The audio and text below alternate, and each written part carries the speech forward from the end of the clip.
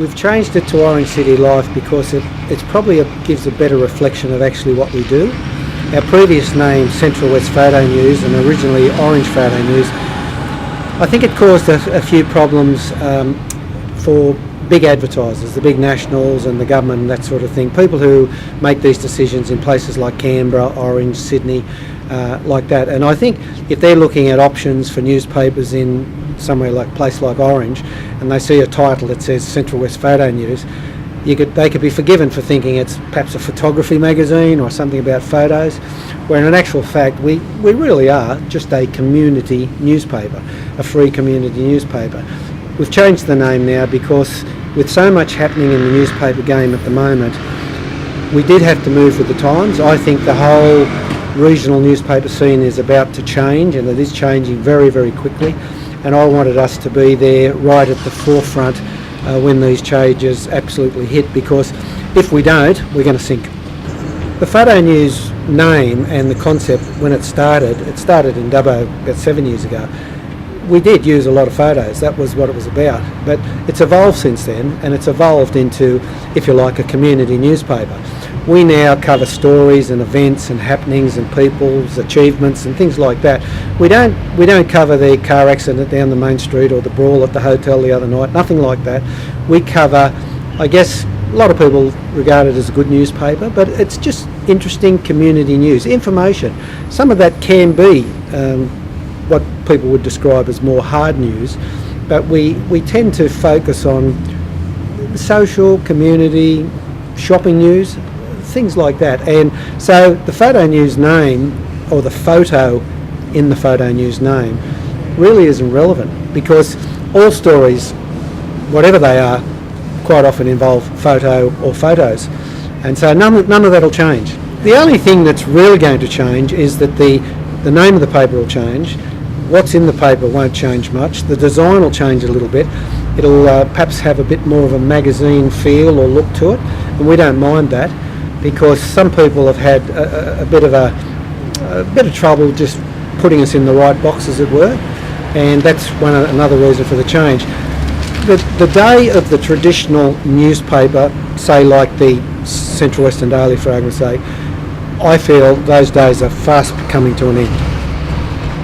I think anyone in Orange, and even in Dubbo, Bathurst, where there is a photo news type newspaper, have come to realise that it really is a cut above what a lot of community or regional newspapers are in design, quality, so on and so on. So that's been really easy because people can see it, feed it, feel it, touch it, read it, and they grow with it. But people who make big decisions for, say, big corporations in Melbourne, big advertising agencies, government and all that, they sort of have, if you like, a preconceived idea of what a regional newspaper should look like. They've also seen a lot of community newspapers, independently operated newspapers, and a lot of them are very, very low standard. So I think what we've been battling with is these people have had some sort of perception in their mind, but they've never really known what our paper looks like. And that's been very, very hard to get through because they're so far away. We now probably command the lion's share of local small business advertising in the centres that we operate. There's a lot more money to be had from the governments and the big corporations like the Woolworths or the Bunnings and so on like that. Government advertising, a lot of money in that, so we, at the present time, we only get a very small share of that. I think that's going to change. Whether they discover our paper or whether just by natural attrition, because I believe a lot of regional newspapers are going to have to change what they're doing, or they're actually going to have to close down to meet what I perceive to be the future for newspapers in regional areas like Orange. Our stories will, but probably the best way to describe it, they will be appropriate to what the market enjoys and looks for.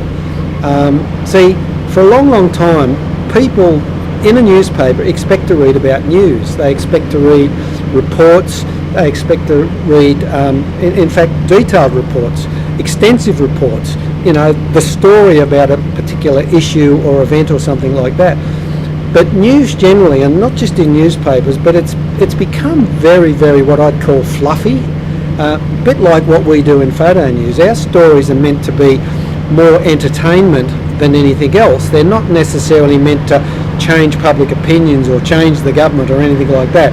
We're there for a bit of fun, enjoyment, and this is very consistent with what's happening broadly. People now are more interested in entertainment and all the social media. I mean, that's fluffy, isn't it? And so I think our newspaper wants to capitalise on that. It wants to meet that need, but at the same time be a vehicle for conveying useful, helpful, worthwhile, meaningful information that people can use. And it might be as simple as a great shop to try, or it might be something that the council's doing, or it might be someone who's just become the champion polo player in Orange or something like that. So it's all stuff that people love to read about. I believe, and this is my own thinking and the way I read the situation, and I'm sure most people probably disagree. I think the time is fast approaching when we will not have Fairfax's, News Limiteds, those companies with newspapers in places like Orange and that. I think they will pull out. The reason I say that, it's a little bit hard to explain, but my feeling is those people are in these places because until now there's been a lot of money. They talk about super profits in mining, there's been super profits in newspapers, and let me just give you an example. It wouldn't have been that long ago that, say, Fairfax or Rural Press or ever who owned that paper at that time, where their newspaper sales alone each year was probably in the vicinity of $1.5 to $2 million.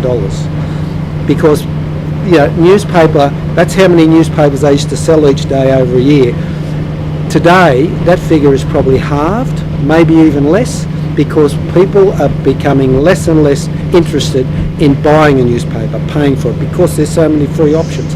So, first thing is, I believe those papers will eventually pull out of places like Orange. It's a big call, but I think that's what's going to happen. When that happens, a newspaper like Orange City Life will be the only one there. So those companies that I was saying that at the moment probably don't know where to put their ads, we might be the only option. So we might get that type of advertising by default. So I can see the time where communities like Orange, Bathurst, Dubbo, all over Australia may get back to the stage where they have an independently owned local community paper. I'm taking that a step further. I'm actually now looking at starting to build a group of newspapers in this area. We have Orange City Life, Bathurst City Life, I've got Cowra, Mudgee, Lithgow and Parks earmarked as the next 4. How far we go with that, I don't know. But essentially, I'm looking to do now in this new arena to do what the Fairfaxes or way back the newspaper publishers, when they started to develop these groups. I think there's still an opportunity. Not that I necessarily want to be a media newspaper baron in the Central West, but I think the time will come where these communities will ultimately, people will rise up and they'll have their own locally owned newspaper that lives in the community, loves the community and serves the community, and doesn't just serve the, if you like, the main agenda of big profits and making big money. And I think that's what it's going to come back to, and I think that's something really for country communities to look forward to, because it may well be that the newspaper is the only one that does that. Electronic media, radio stations, TV stations, they're all becoming networked. We get less and less local stuff, so it might be the little town newspaper regains, if you like, the influence and the respect that they had in those earlier days.